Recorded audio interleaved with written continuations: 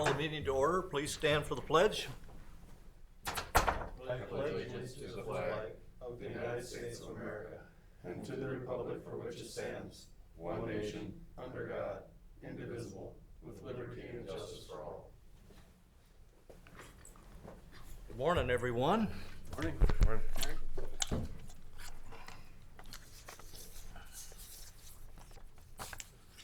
Is there any additions to the agenda? Yes, Mr. Chairman, I have several today. On the consent agenda, on item number 2, we have add-on warrants.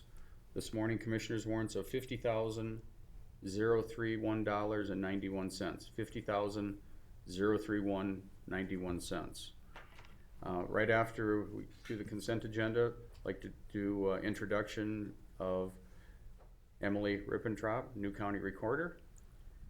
At 9:02 approximately, I have Pipestone County Medical Center purchase agreement for address 1009 Fifth Avenue Southwest. Sale price $137,500 as an action item. At 10:15 a.m., please add Amanda Sandy for the absentee ballot board resolution 5926-22. It's resolution 5926-22. And that's all I have, Mr. Chairman. Mr. Chair, hearing those additions, I'll move the agenda. Okay, I'll support that. all in favor? Aye. Opposed? Carried. Approval of the consent agenda. Approve the minutes of 6/14, County Board of Appeals and Equalization, 6/13/22. Approve the commissioner warrants and the add-on warrant, the auditor warrants from 6/17, 6/24, and 6/28/22, and approve the hospital warrants for $903,610.91. Move for approval. Second. All in favor? Aye. Opposed? Carried.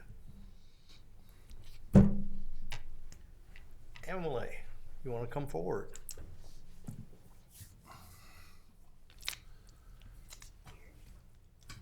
That's the hot seat. That's the hot seat? Okay. The chair. That's the ones that have the trap door. Okay, good to know. I'd like to welcome you, Emily, as our new recorder. Thank you. Yeah, I guess I'm supposed to tell you a little bit about myself. So, yep, I'm Emily. I'm from Pipestone County originally. Grew up in Edgerton. I've lived in Pipestone the last 2 years. My background, a little bit about myself. Recently got married. We have a blended family, so we've got a 3, 5, and 11-year-old, all boys at home. So it's a little bit crazy.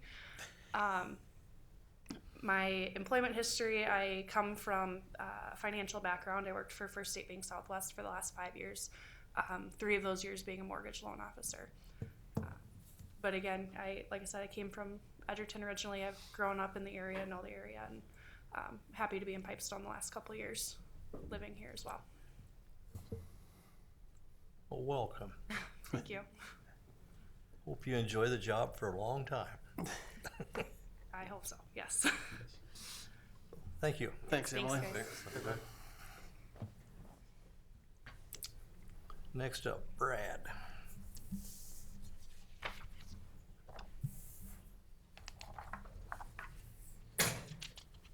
Getting to be a habit. We did have a property that became available directly adjacent to the south of the hospital, 1109 Fifth Avenue Southwest. And I know that the owner and the trustees of that property have been working with Domain Sandy, and I believe they have put together a purchase agreement. And I'm here today to ask for your approval for that. I'll make that a motion. A second. Any further discussion? Except the P&E plants, right? Right. Certain P&E plants that have been identified as going back to the buyer. Must be some heirlooms there. It must be nice. That's fine. Okay, all in favor? Aye. Opposed? Motion carries. Thank you. I'm not aware of anything else on dock, okay? Thanks, Brad. Thank you.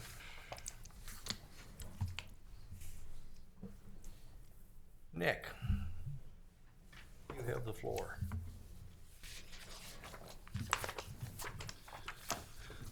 Good morning. Morning. Morning, Nick. Not much for me today. First item up is a request to purchase some cutting edges. We received 2 bids, and I would like to go with a little bit of H&L Masabi for $14,384 plus freight. They didn't specify what freight would be. He thought it'd be under $200, so I suppose with the rising fuel prices, they didn't really want to commit to that until it got a little closer. But either way, it looks like there's going to be plenty of room in there to where there'll still be the low bid. Nothing out of the ordinary on this order. It's just kind of our, we're about out, so it's just restocking our regular supply. So, so that would be my recommendation, to go with the low bid from H&L Masabi. Where do they have to come from? Oh, I think it's the cities. Nope, I didn't bring that with me. I think they're out of the cities though. Mr. Chair, move for approval. Okay, I'll second that. any further discussion? Hearing none, all in favor? Aye. Opposed? Motion carries. Oh, maybe I should add as a little side note, in case you're looking at the auditor's warrant list, I think cutting edges are actually on there. They are. There, okay, that was done back in that really, really nasty winter when we were going through them so fast, we didn't have time to wait for a board meeting. So I understand we can just order them, but I'd still, if time allows, I still plan on just coming to the board for that. So that's only like an emergency backup, if you will. But yeah, they're on there. I'd like to leave them on there in case we run into another bad winter. But so in case you're ever questioning that, that's what's going on with that. Next up, I put out bids, or requested bids on that drain tile work that we had been talking about on some of our higher trafficked county gravel roads. I submitted it directly to 3 local tiling companies, and we put it on our county website. And we received 1 bid. It's from Evans Farm Drainage. I don't really know how to put a value on this to say what it's actually worth, because we've never done it before, so I can't say what type of improvement I expect to see. A number of years ago, we did a little larger scale project on our County Road 15. That's the road, like from Nadar's Corner, if you head south, where it crosses 23 and turns to gravel. It started there and went down to County Road 2, and boy, it was a major improvement out there. So, I've always wanted to try this. I think it's probably worth a shot, but I can't really put a dollar value on it. So I don't know what to say with that. I'd probably still pull the trigger on it and, take a shot and see what we get out of it. But, yeah, I can't sit here and tell you that it's going to have this type of value and this type of cost, so it's a good deal. I just don't know that. But Mr. Chair, do you think the timing of it probably is, reason why we only have 1 bid? Because a lot of tiling does seem to get done in the spring and fall, but yeah, we have to do it now because of the roads, because we can't be doing that in spring or fall. so Should be a good time to get bids, because they're not in the fields. They want to do work on the road, so. Yeah. So that was my original thought. I wanted to send this out after the farmers were done planting, because I didn't want to tear up a road right during spring planting season, but planting ran late this year. But the completion date, I think, is like September 20th. Point being, kind of get everything done before harvest starts, because I didn't want to bother that. My thought was this would be a great job for a tiling company. They save this for when they're not out In the smashing field. around in the fields anymore. So that was my thought process. I don't know if they're all booked already. I think all those guys have plenty of work to do. It seems like they're always super busy, the tiling crews. So, I don't know. I guess I didn't get any feedback at all from the one, and the other it sounded like they wanted to bid it a different way than what we had specified, so I don't know, we'll reconsider that for next year. They wanted to just bid time and materials, which can be kind of a blank check, versus here, from Evans Farm Drainage, we got a quote, by the foot, which is how we asked for it, so. It's probably a new endeavor for them guys too, tiling down a road. They've done it before. They have They done said it? they've had good Evans results has- with it. Evans has done it before? Correct. Okay, so that maybe the other guys hadn't, that they didn't know what they're gonna run Very into. well could be, yep. So maybe we'll have a lot of observation here from the Well, competitors. That's So they'll be, probably true. so they'll be up on it for next year then, so. Sometimes it's hard to tell what they use to make the road, if they put rocks in or whatever, Correct. whatever Yep, we we got. specified that they salvage all the gravel they can, push it off to the side. They tile it, fill the trench back in, bring the salvage back on top, and then we'll come in with our forces and we'll re-gravel it. So that's how it's supposed to look. There'll be an outlet by every culvert. And it will take some time to settle. Yeah, it'll be. The field do, so this one will too. Yep, I'm sure. We've had some tile work done in our fields, and I feel like you can drive over them and feel them for a few years. That's out in the field, this gets constant blading, so I wouldn't expect it'll be, Quicker than that. we keep on top of it, so I don't think you necessarily notice it as much here, but in the end, I think it'll be a nice improvement for these roads. Both of them go to large, one goes to kind of out by a cattle operation, and another's like out by a dairy, so I mean there's lots of truck traffic at both of these locations, so I guess it would be my opinion to award this work, but and then we would pay for it with wheelage tax money, so. Approximately how many miles or feet are we looking at? 3.5, I think it came out to be. I think it was like 17,500 feet or something like that. It was 2 segments, one northwest of town and one southeast of town here. Mr. Chair, I'd move for approval. I'll second that. Any further discussion? Make comment, I think it's good, use of the wheelage tax money. We've used it, on a few different projects, so it's nice to get it out. Yep, yeah, this might turn out just absolutely fantastic if that money starts floating out. Like say we keep doing tiling projects and we can really help out and keep up with a lot of these hog barns and cattle barns. I mean, it might be the best thing we've ever done. I don't know, but I'm looking forward to giving it a shot here. So. Okay, all in favor? Aye. Opposed? Motion carries.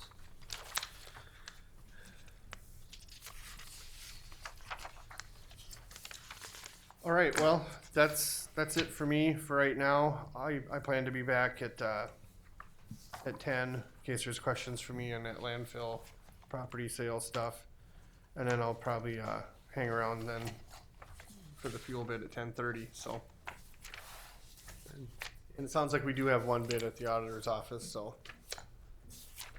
see if any more come in. So, any other questions for me? Otherwise, that's it for now. Oh. All right, sounds good. Thank you. Thank you, Nick. We have nobody here from the DNR yet, do we? Mr. Chairman, can we take on the two other business items? Sure.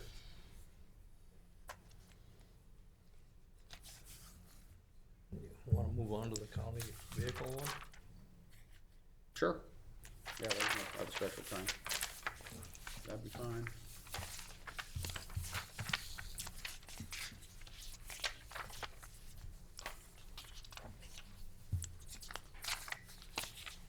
Chairman and board members, you have in your packet request for board action for request authorization to trade in our 2017 Chevy Equinox, replace it with a 2022 Chevy Equinox, which will be white in color, from Dahl Motors here in Pipestone. I did have $32,000 in the budget for vehicle replacement. At that time, I'm thinking it would probably be a new one, but we're finding that the values of trade-ins are really good right now, and it makes sense to trade it in and get the value for that out of it. I did check with other dealers around with Edgerton and Laverne, and there were no vehicles available at this time. It's almost like the way the Durango came in, they show up and they're there. So they happened to have two on hand at one time. I went out and looked at one of them, which was a kind of a gray slate color one that was snapped up by the school district. And then they had a white one come in.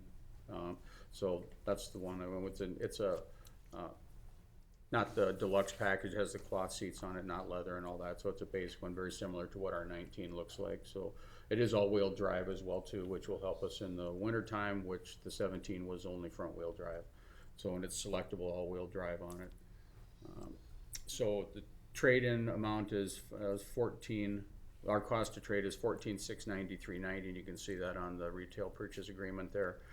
Our trade-in amount was $16,500, and also we were able to, because we're a government entity, we were able to pick up a fleet discount from GM of $3,000. You know, so it comes right off the top. So that comes in at almost, you know, $17,693 for, you know, trade value for the $33,410 vehicle. We do have to pay sales tax on it. That's a state requirement. However, since we're tax exempt, we do not have to pay the license tab fees that go with it, other than the basic amount per year of $25 is all that is. So we'll get new plates with this. The other plates will go away. I'm requesting the vehicle's in stock. They are holding it for us, and I'm requesting an auditor's warrant, which is on the list already today. So to go and take delivery of that this afternoon if the board approves that. So recommendation would be to approve the purchase, please. Mr. Chair, move for approval. Second that. Okay, we have a motion and a second. Any further discussion? Hearing none. All in favor? Aye. Opposed? Motion carries. Thank you.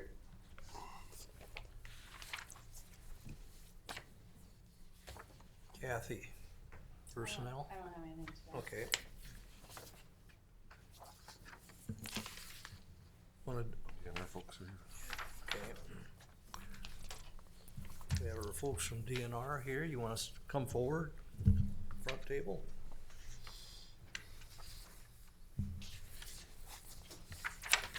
You can bring another chair up if you need. All right. Well, good morning. Hope we didn't keep you waiting. We were sitting outside chatting a little bit. Heavens no. I'm Scott Ramhelt. I'm South Region Director for the Minnesota Department of Natural Resources. I'm based out of New Ulm.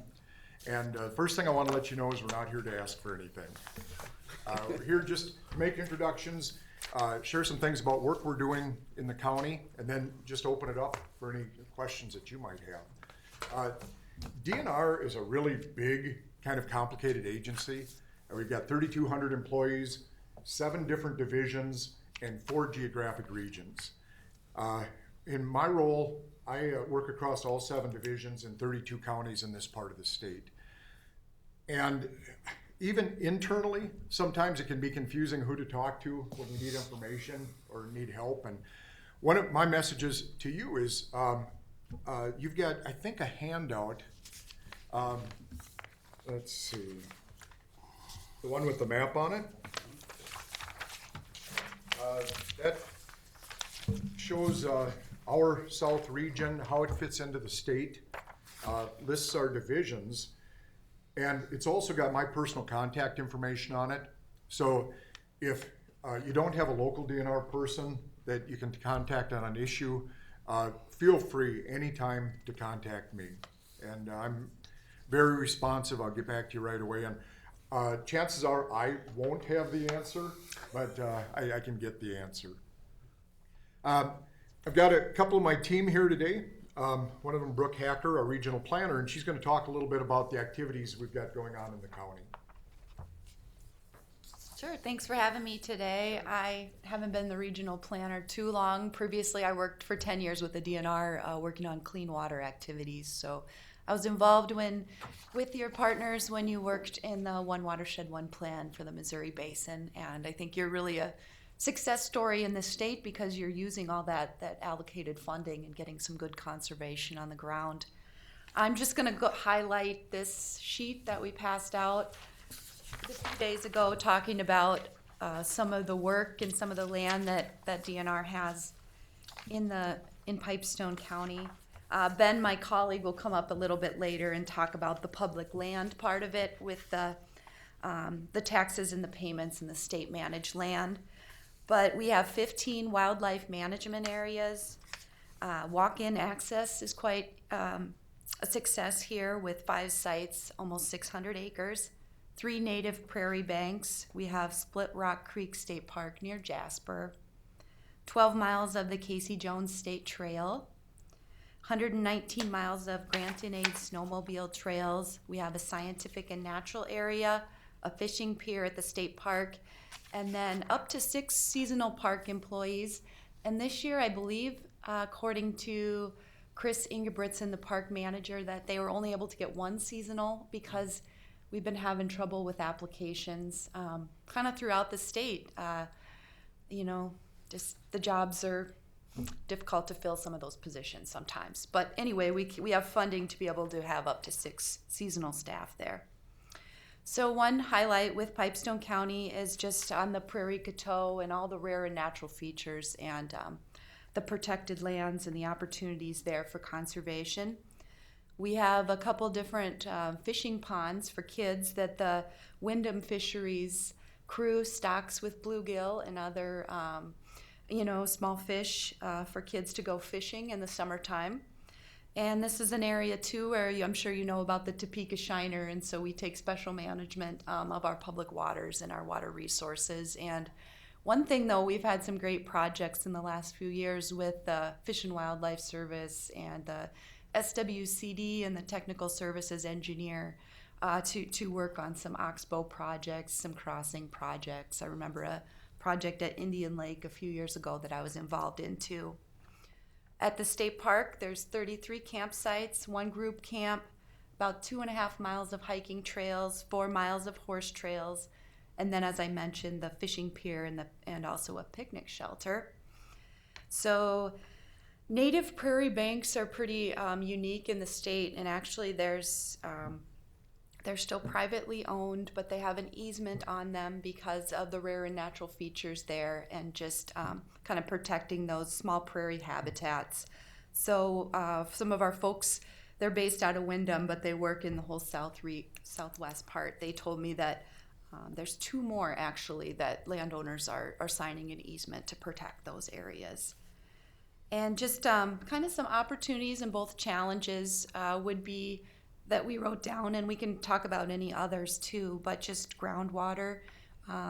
As you know, it's a limited resource in this part of the state. Concerns associated here in Pipestone with water resources, some concerns with usage and impacts in the North Branch of Pipestone Creek. Fortunately, there's a big partnership with the Soil and Water Conservation District to do that monitoring. The state's helped get in, I think, 12 different monitoring wells. And so we actually have the data so we can understand those triggers and we can understand some of the water conservation strategies that are proven effective so that we don't see impacts. So we can be more proactive with that.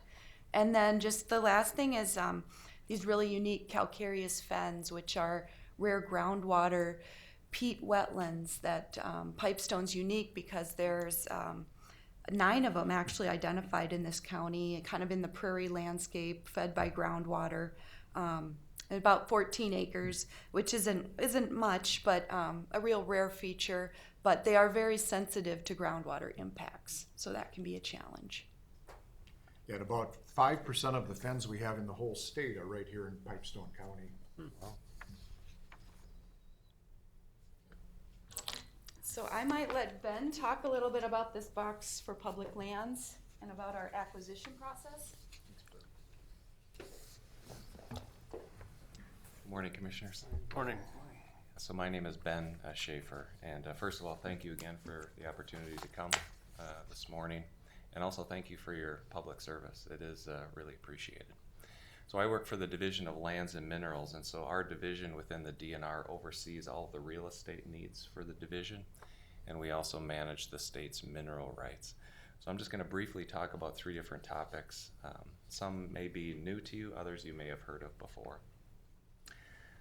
The first topic is regarding strategic land asset management. It's referred to as SLAM in the DNR, and that was created in 2013. And what it does is it helps the DNR manage the 5.6 million acres that the DNR manages. And SLAM was developed to help us manage our portfolio. So the way we do this is the SLAM goals help kind of direct the work that we do. So we're trying to protect significant natural rare species. So that was kind of mentioned a little bit already. We're trying to protect and restore water resources, consolidate land ownership, improve access to land we already have, increase outdoor recreation, and finally mitigate and adapt to climate change. So those are kind of the goals that we use to make decisions about the land that we own. So then the strategies that we use, we do hold and manage the land that we currently have. We also exchange land from time to time with private landowners. We sell land on occasion. We have a fairly active sales program. Each fall, the DNR puts parcels up to be sold, and then we do acquire parcels as well. The next topic I just wanted to briefly talk about was the PILT payment that is made to the counties. There's a lot of questions about PILT that come up with county boards. And so maybe just a little brief history of that program. So it started in 1980. The legislature approved making PILT payments to offset the exempt status that the DNR has on those 5.6 million acres.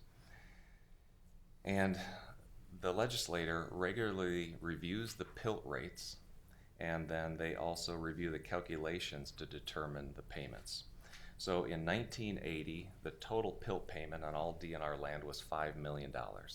And that has ballooned up to 2021. We had one of our largest payments of $36 million were paid out to counties in the state of Minnesota. In 2010, the Office of the Legislative Auditor concluded that PILT payments made on DNR land were generally higher than property taxes paid on similar land. So while the legislator has reviewed and modified that PILT law that was originated in 1980, it has never once reduced the overall payment or failed to make a PILT payment in all of those years since 1980. So you probably did note on this sheet under the public lands box that in 2021, the payment made for PILT in your county was $118,163. So that payment is made to your auditor treasurer. So they receive that payment, and then they're responsible for divvying it up to the county and townships using the formula provided by the Department of Revenue. So that's the PILT payment. You also notice in that box that there's a school trust fund payment. So that's just briefly the last topic I'd like to discuss. Now that's a payment made not to the county, but made directly to the school districts in your county. So in Pipestone County, you're represented by 4 school districts. So what happens is some counties have mentioned that they appreciate the PILT payment, but the PILT payment generally is not paid out to the school districts. That is subdivided between the townships and the county. And so what is it? You don't care about public education? Well, that's not the case at all. That's what the school trust fund payment was designed. It was to help offset that payment because it's not covered under PILT. So here's how that works. So that was in 1858. The federal government set aside every section 16 and 36 in every township and said that that was dedicated to school. And so any revenue generated from those townships was put into a fund and divvied up between the school districts. Well, over the years, these lands have been sold in exchange, and currently the majority of those lands are in the northern part of the state. And so the DNR is tasked with generating revenue from these, and we do that through mineral leases, timber harvest, and real estate transaction. Currently, there's 3.5 million acres of school trust fund land in the state. And so then each year, the funds generated from those school trust fund lands are divided among Minnesota school districts on a per pupil basis. over the last 10 years, more than $300 million have gone into public school districts from the funds generated, including a record $36 million in 2021. So when you calculate the pupils that you have in your 4 school districts, that's where you see the payment that was made of $96,634 in 2021. So just 3 different topics. We discussed a SLAM, the way that we manage our land. We discussed the way PILT is paid to counties. And then finally, the school trust fund payment, which helps fund school districts in your county. So thanks for your time on those 3 topics. I'll turn it back to Scott if there's any questions. Thank you. And one thing I think is worth mentioning is, as Ben said, at one time, 2 sections in every township were set aside as school trust land. Well, you think about that across southern Minnesota. I mean, that's dramatic. Those lands have been sold, they've been shifted north. And Ben, how much school trust land do we have across all of our 32 county south region? Yeah, so in southern region, we have 536 acres of school trust fund land that's left in 32 counties. So it's just small, isolated parcels that we find difficult to generate a lot of revenue from. That's why the majority of those lands have been pushed north, where we actually can cut timber on and do a lot of mineral leases. And yet, those dollars still do come down to all of our schools in this part of the state. With that, I just want to thank you for your time, and we'll open it up to any questions or comments that you might have. Chairman, I have a question. How about food plots on DNR land? Do you have any control of that, or do you do those, or? Yeah, food plots vary by wildlife management area and by county. Each wildlife management area has a management plan that our local wildlife supervisor puts together. On some of those, there's food plots that have cropping agreements with local farmers. Others, if there's determined not to be a need, we don't have food plots. One of the most common uses for food plots is for deer wintering areas, to try to draw deer away from hay crops, and other ag type places where they could do damage. But did you have any thoughts on that? My son and I have planted the food plots for 2 parcels in Elmer Township, and just wondered how you arrive at compensation for that. We plant it, and we get to combine half of it in the fall, and then the next spring we're allowed to harvest whatever's left over. But the compensation, the size of the plots is not very big, and the time and effort it takes to do it. A couple of years ago, we had a bad winter, and the corn had absolutely nothing left on it. It was all standing stalks with cobs on it. So there was no use harvesting that. Yeah, and that's one of the challenges that we've got with food plots right now is, one, most of them are so small that modern equipment can't get in there and really plant them. The other thing is, if the food plot does its job and everything's eaten, there's no salvage crop. Nothing left, yeah. And so I tell you that just a few weeks ago, I was talking to the director of our Fish and Wildlife Division about food plots, trying to figure out if we need to relook at the approach. The U.S. Fish and Wildlife Service have eliminated food plots on their land just because they couldn't get Too much farmers hassle. anymore. And so I don't know what the future will hold, but it's something we're discussing. The biggest kicker in that is that if there's anything left in the spring and we go and harvest it, we only get to keep half of that. Mm-hmm. And that's kind of a rub for me, but. Yeah, and so do you have an opinion or a thought on how we could do that? And maybe that's something we could even have a conversation at another time, but I'd be interested in that. Yeah. And one of the 2 plots is in the middle of a quarter section, so it's a pretty big plot, pretty big wildlife area, but the plot is only 15 acres, I think. But the access is a problem. Mm-hmm. It's off the road, it's back in the corner, and we have a permit to use motorized vehicles on there to go check it and whatever, so that's fine. but it's over the river and through the woods to get there. We found that it's easier to go across another farmer's land and enter in the backside. And we just did that privately, so. Well, yeah, and when the standard was a 4-row planter pulled behind a 40/20 John Deere, it was a lot easier to get into some of those places, but there's not many of those setups around anymore. No. And the size of the fields is not the problem. You know, we can do small fields. That's. But Yeah, that's something that, you know, if you'd like to have a conversation, I'd love to hear more about that. Because, like I said, we're trying to figure out what the future looks like for food plots and for our farmer relationships.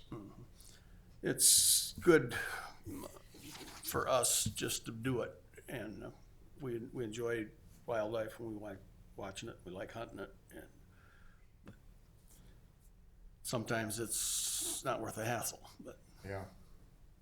you're finding that more places, I would assume.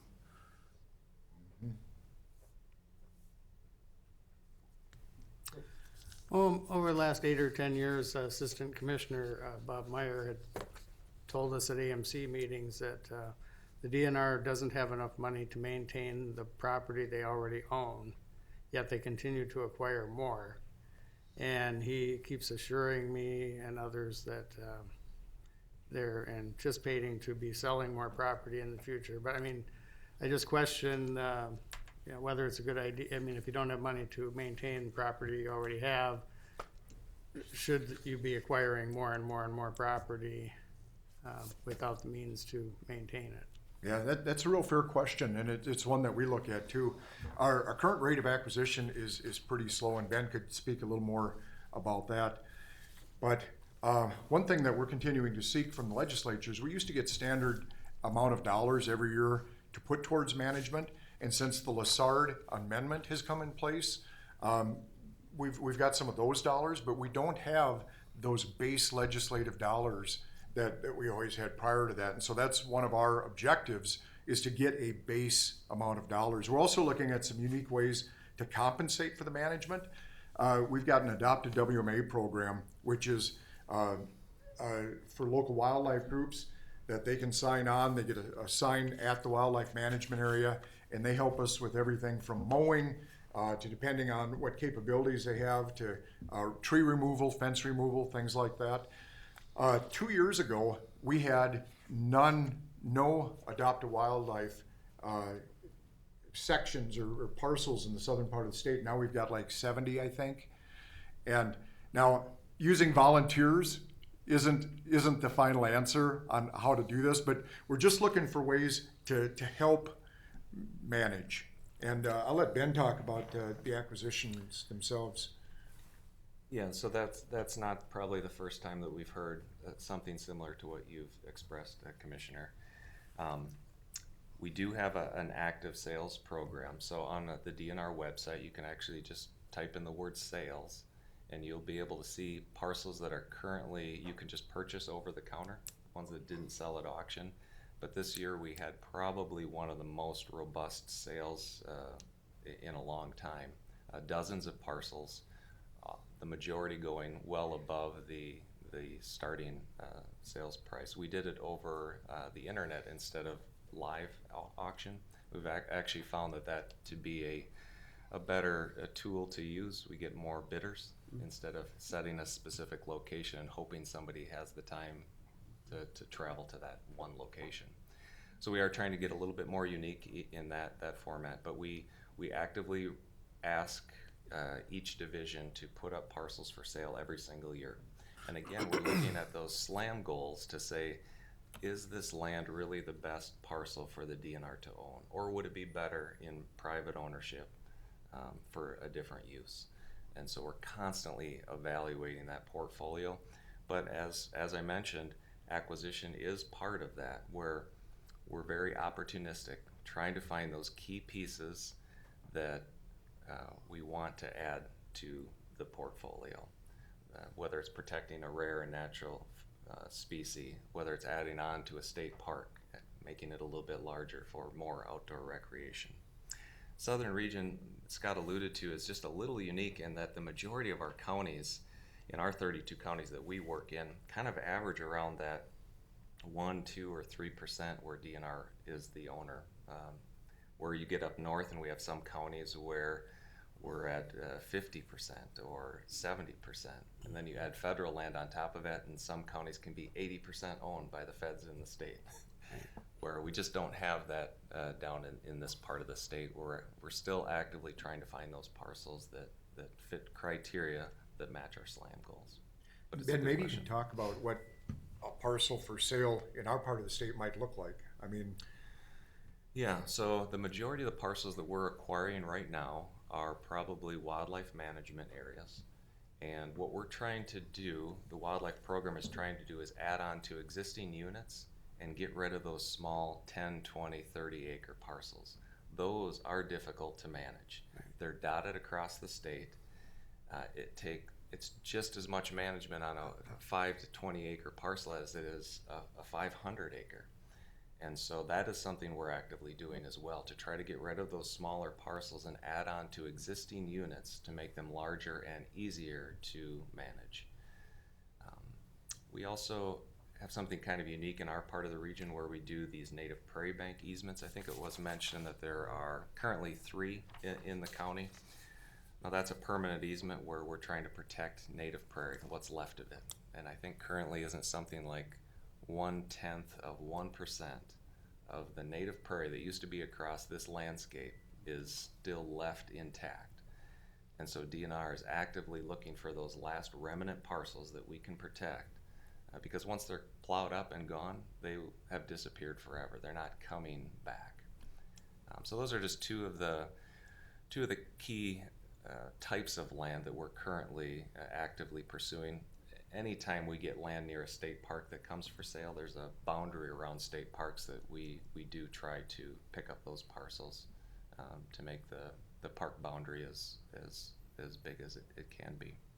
So those would be the 3 I can think of. If you're able to get land next to those native prairie areas, is there any way to restore them or not really? Yeah, restoration is a big part of that. Even on true native prairie, they can be managed. You know, there's some intensive managing practices, whether it's burning, there might be some restoration. And that's what DNR does when we purchase land to be open to the public. There's oftentimes, like Scott mentioned, a restoration plan or a plan on that WMA that says it's going to be burned every so many years. We're going to try to restore some of the wetlands that were originally there and bringing back those native species, oftentimes in this area, prairie. Mr. Chairman, one of the wildlife areas by Edgerton, the guy wanted to sell it to the DNR because that was his wish. And the farm worked well for that use too, because it was cut up. It had a couple of rivers through it. And so, you know, I don't blame them for buying that when they can, but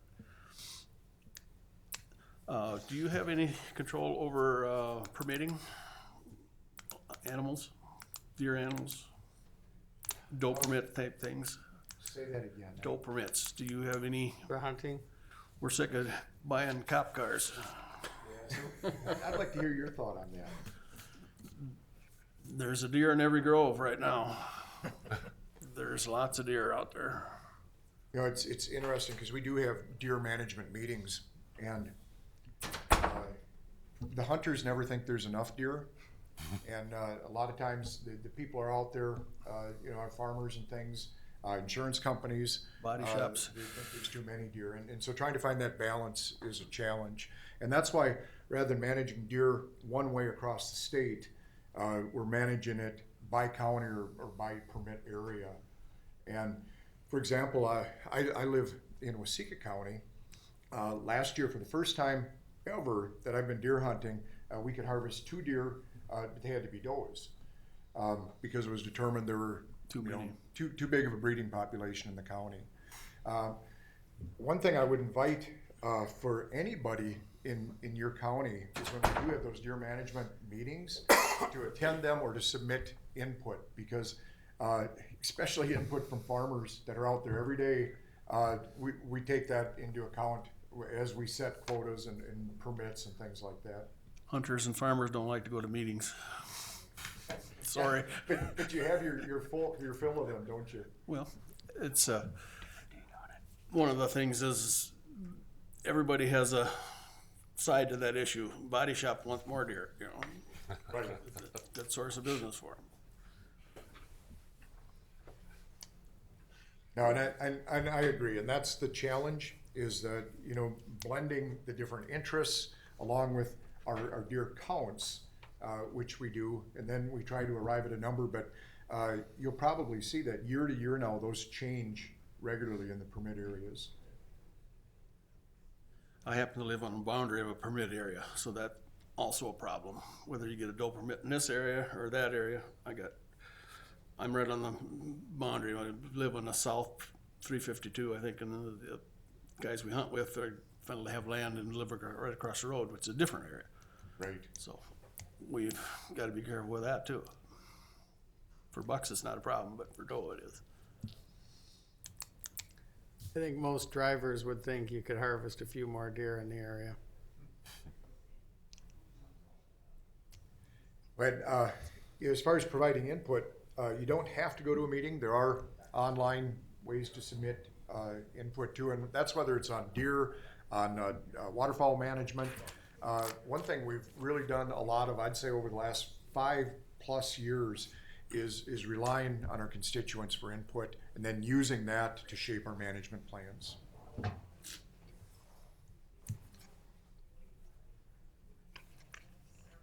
Well, thank you. Any more questions? Thanks for your time. Thanks for coming down. Yeah, and anytime that we can be of service, be of help, please let us know.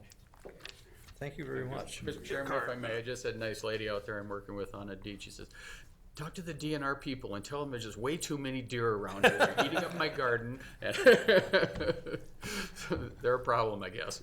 Well, and just real quick to that, you know, people love to see deer in their yards until they start eating the gardens and the shrubs and the flowers, and that's why we work with a lot of communities putting together municipal deer hunts as well. Just because what starts out as something beautiful and you know, rare turns into a nuisance. So. Thank you. Yep. Thank you. Yeah, I'll give you a call. I have like 30, 40 of them every. Oh, they're out there all the time eating, aren't they? Now they're starting in my hospice. So.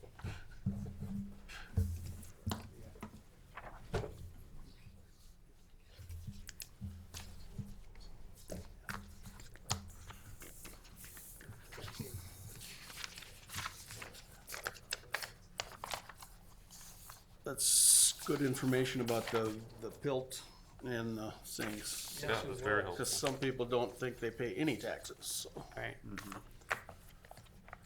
at least I'll have some numbers to give people now.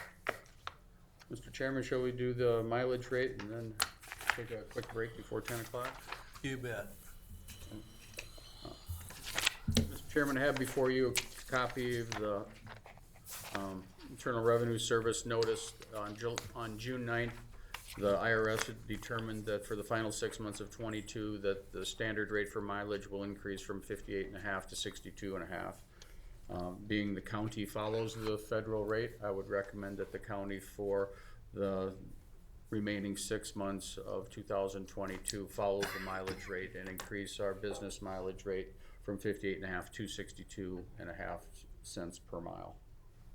Request a motion to that effect. I'll make that a motion. Second. Any further discussion? All in favor? Aye. Opposed? Carried. Thank you. We'll take a break till 10 o'clock.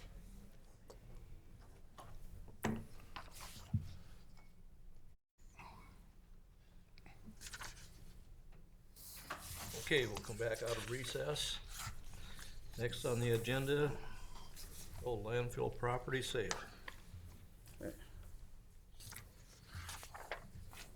We want to come up to the front, gentlemen?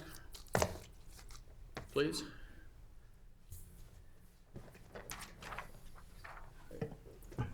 Morning. Morning.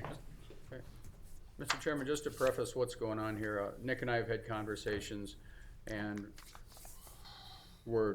had come up with the thought of a some sort of an agreement that would be in writing someplace, and whether it be on the deed or the sale agreement, or whether it could be a letter of understanding between the group and the county and the sheriff's department or MPCA, so that make sure that, as we're looking at here, that the Pipestone County Sheriff's Department has access to the shooting grounds for life at no charge. Obviously, you can't do anything if you sell the property to somebody else in the future, but just that we would have something that the Sheriff's Department knows, and they can work with you on using it as needed for their needs, type of thing.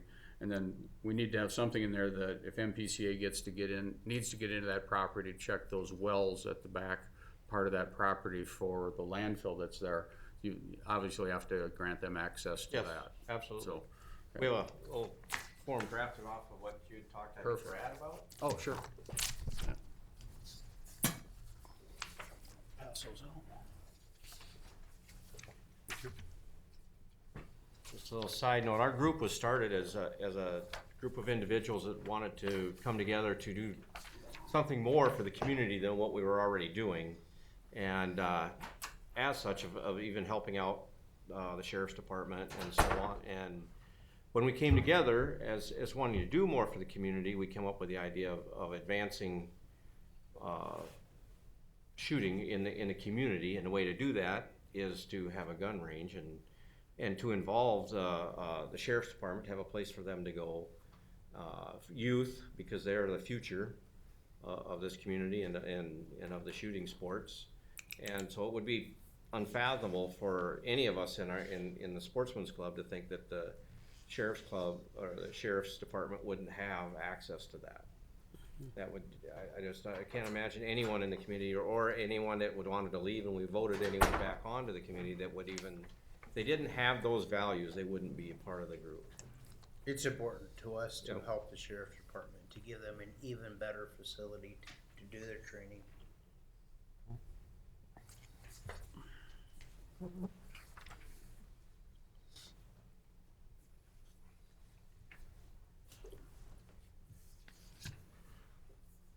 I think it all looks good, don't you, Steve? I agree. Yeah, no, that's fine.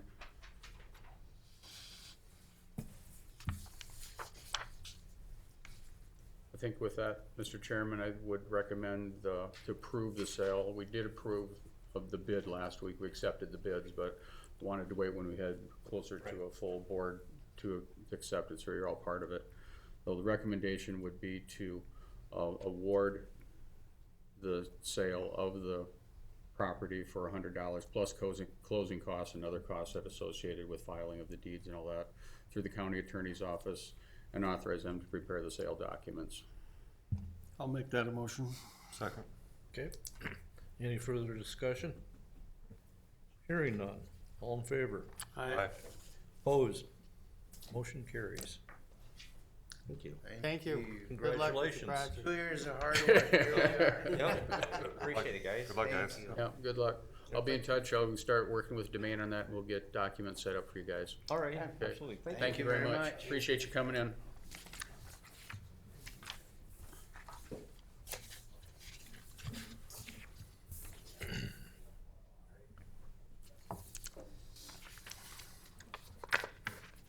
Let that take longer. Okay, anything else, Steve, before we open bids at 10:30? Amanda will be coming in at 10:15, so we She's right can there. act. Is she here already? Oh, come on up. She was hiding behind Tom. Didn't see her. Sorry, forgive me.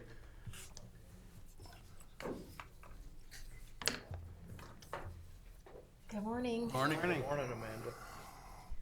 So, we have a resolution for you to review and approve. That would be establishing the absentee ballot board for this year's election.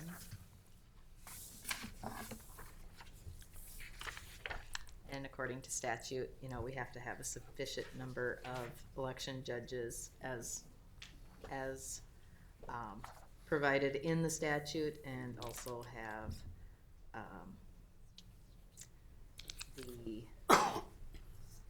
that they're it just talks about them being trained and the duties that they would perform. So, Move for approval. Second. Okay, we have a motion and a second. Any further discussion? Or questions? Hearing none. Excuse me, talks about election judges. Do you have a pool of those that sign up Yes. for that? Yep. Or you use Yep. local? So we do get some, each party will provide a list of people that have, Completed the training? they have within the party volunteered to be election judges. And then also we've had prior election judges that we usually will continue to use. And then also there has been some that have expressed interest in being election judges. And we kind of get our list together and then Provide the go training from for there. Yep, the training will be provided here. We're doing the online training, which has been done in the past through Sea Change. them? Okay. Yep. Okay, I'll call the question. All in favor? Aye. Opposed? Motion carries. All right. Thank you much. Thank you. That's Thank all I got for now.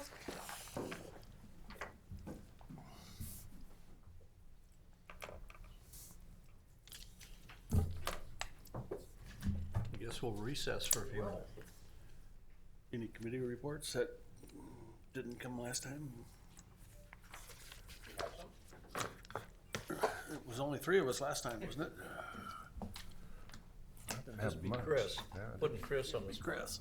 Put Chris on the spot. Let me grab my sheet here. So you can wait until 2 weeks. Yeah, right. Yeah, why don't I just do that? Because there's only 2 meetings. It was CPT. Okay. You wanna wait? Yeah, there wasn't anything really covered. And the other one was a branding committee with SR, or The Florida regular, Southwest. So all the regular meetings. yeah. Recess. Yeah. Okay. Okay, we'll reconvene the meeting. Nick, the All right. bid opening for fuel. All right, this is our July through December 2022 fuel bid opening. We have 2 bids, one from Chandler Co-op, the second from BioAg Energy Services. So the first one here is Chandler Co-op.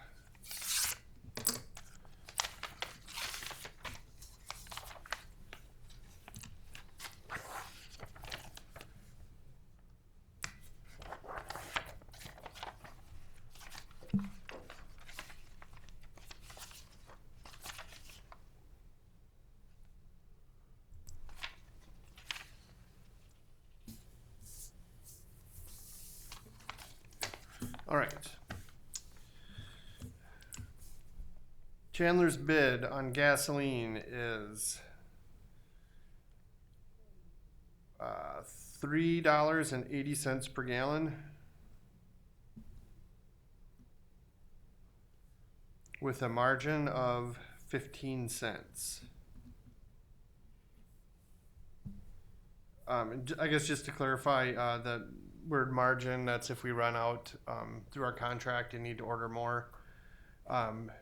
They sell it to us for whatever their cost is at the time, plus 15 cents for delivery, etc. So, so their bid on gasoline is $3.80, and the margin is 15 cents.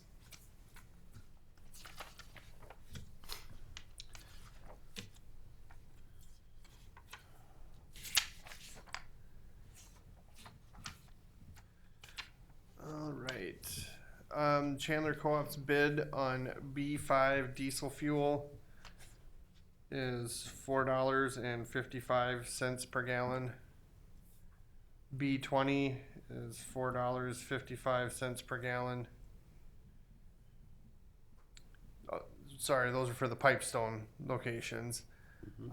Then B5 at the outlying shops is $4.65 per gallon. And B20 at the outlying shops is $4.65 per gallon. Margin for the Pipestone fuel is 15 cents. Margin for the outlying shops is 25 cents. So B5 and B20 at Pipestone are both $4.55 per gallon. B5 and B20 for the outlying shops were both $4.65 per gallon. Margin in Pipestone is 15 cents, and margin in the outlying shops is 25 cents.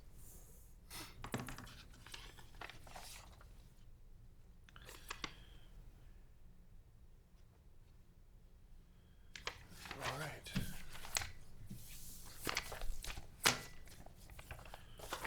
Give me any indication how long that's good for? July through December. No, but I mean, do you have to notify them in a certain time frame? Chandler Co-op didn't ask. BioAg Energy asked to know immediately. They said it's so volatile they would like to know either way, right away, so they can try to lock it in or whatever. Yeah. But either way, I always try to let them know right away because Okay, thank you. I understand that fluctuates continually throughout the day, I think, so. Okay.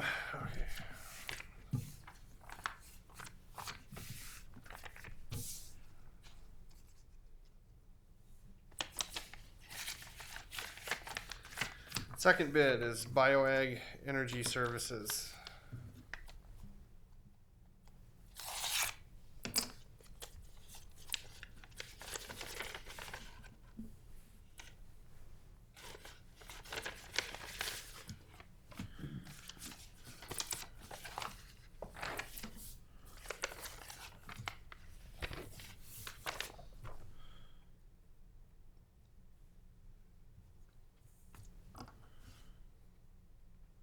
Okay, their bid is for gasoline, 3.659 per gallon. 3.659 per gallon.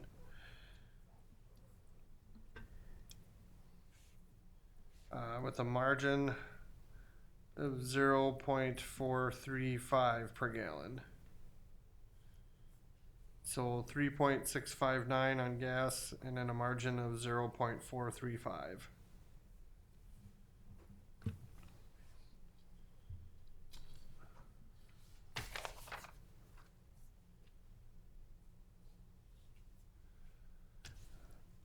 All right.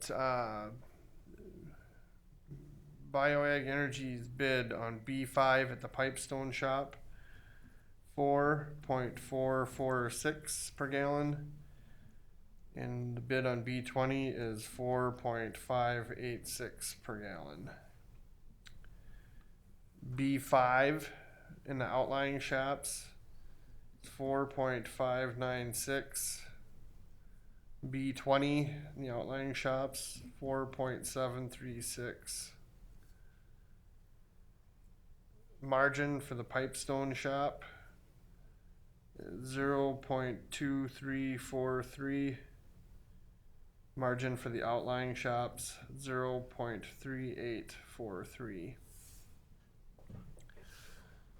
So recapping those numbers, B5 and Pipestone, 4.446 per gallon. B20 and Pipestone, 4.586 per gallon. B5 in the outlying shops, 4.596. B20 in the outlying shops, 4.736. Margin in Pipestone, 0.2343. And margin in the outlying shops of 0.3843. Which do you use more of, B5 or B20? It depends the time of year, because I think when it's in the summer months, I think they have to use B20. But in the, like after October 1st, I think they can use B5. That's why it's different. It's because I think they have to. Something like that. I don't think we have a choice. So to be honest, I don't know. I don't know which we use more of. It just depends what time of year. So when do you do more driving, between July and September or October and December? Depends how much snow you get. Yeah. Exactly. Blading is a constant. The snow is hit and miss. I feel like you know, in the summertime, we're gonna either be graveling or probably something with the trucks. The blades probably run more, because when things freeze up in the winter, they can't, you know.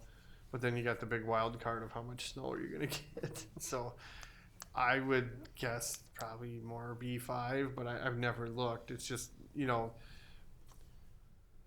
we can't really play the game very much with that because our tank's only so big.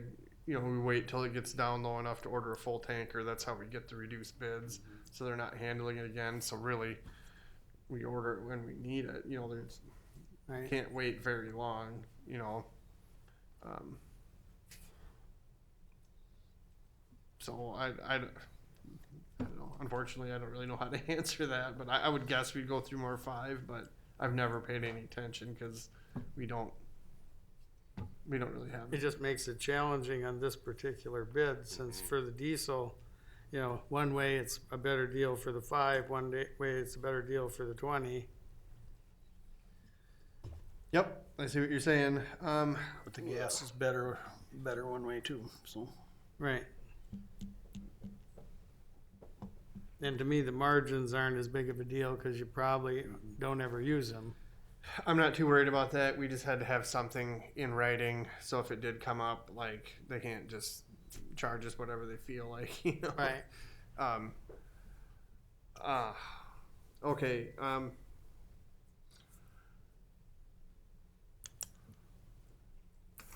How has the service been from BioAg this last 6 months?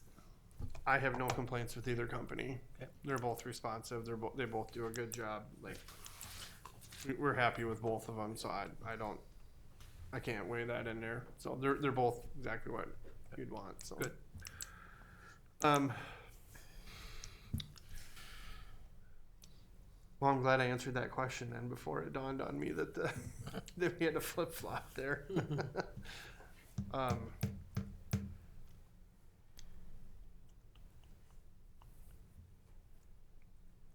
We don't ever split the bid, do we? We can split the diesel based on outlying and Pipestone. And then we can split the gas. So we can have 3 different, I guess it's technically 3 different awards then: a gas, a Pipestone bid, and an outlying shop bid. If that makes sense how I just said that. So you didn't spec it out as one bidder gets all? No, we did not, because we wanted to be able to, and it says that A little more paperwork, I would assume, for having 3 different. in bold print on the bid, note, gasoline may be awarded to low bidder independent of the diesel bids. Then on the diesel bid, in bold print, note, diesel may be awarded to low bidder independent of the gasoline low bid. Diesel at the Pipestone location may be awarded independent of the Ruthven, Edgerton, Island, and Holland shops. So, I don't know, I feel like that's rather clear. Yeah. It is. So,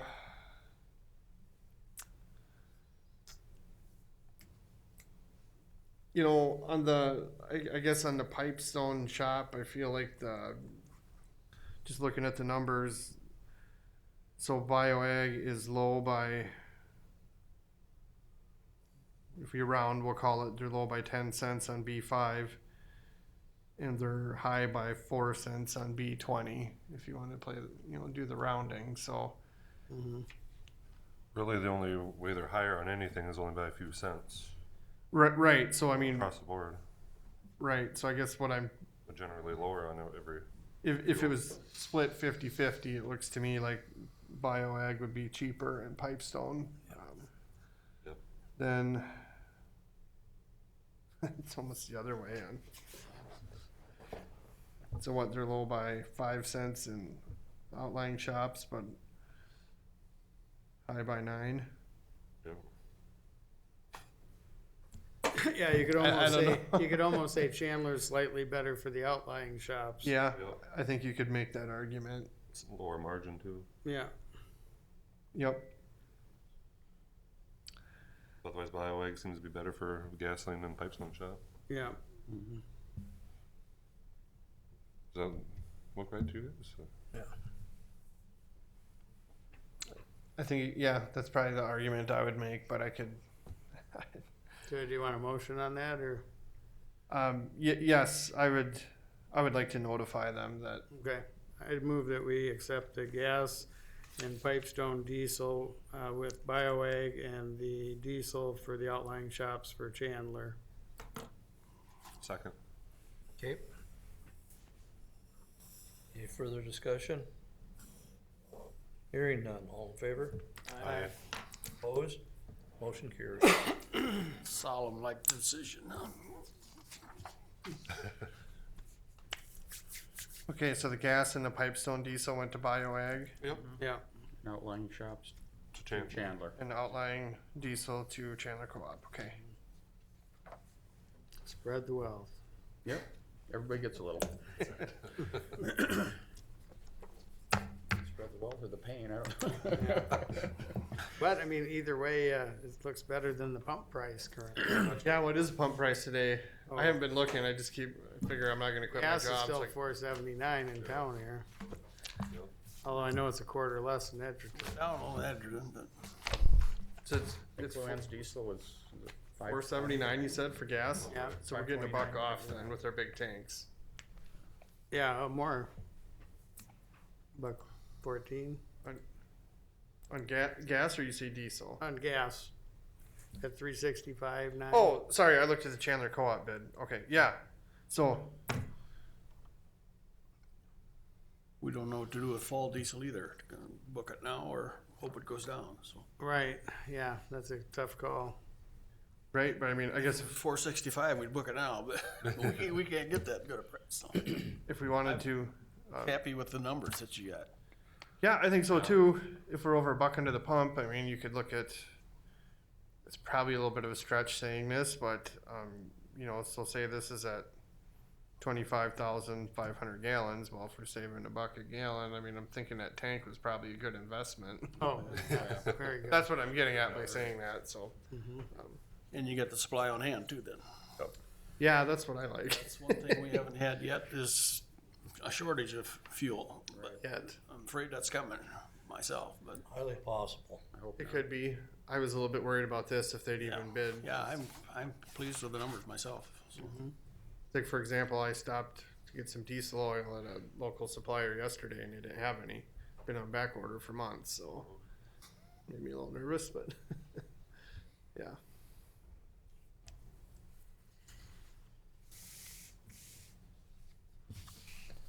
So, all right, well, I will notify the bidders then. Okay. And thank you, Nick. Thanks, Nick. Yeah, Thank you.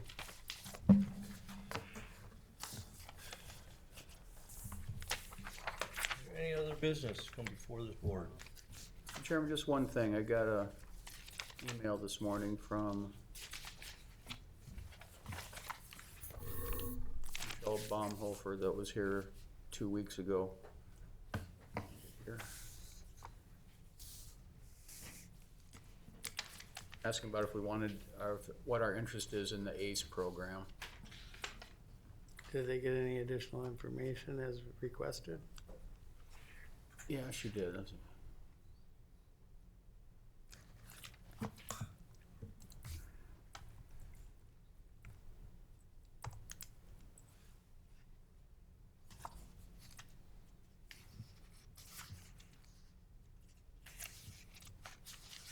Let's see here.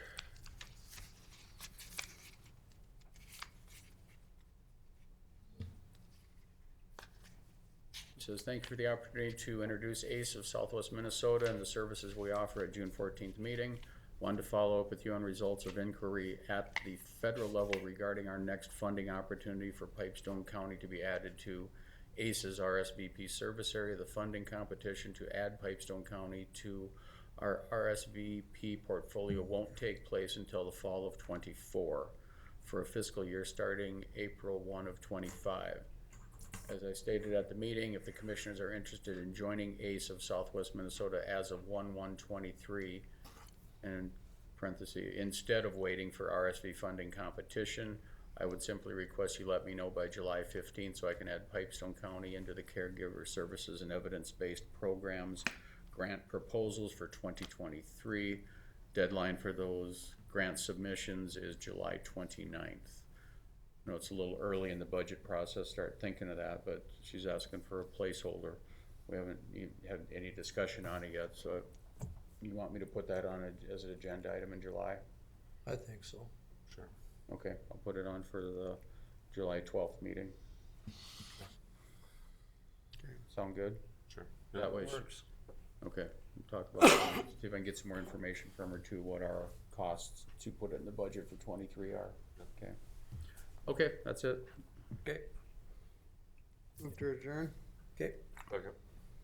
we stand adjourned. 10:50. You still gonna do that committee meeting? Yep. No, I dropped it.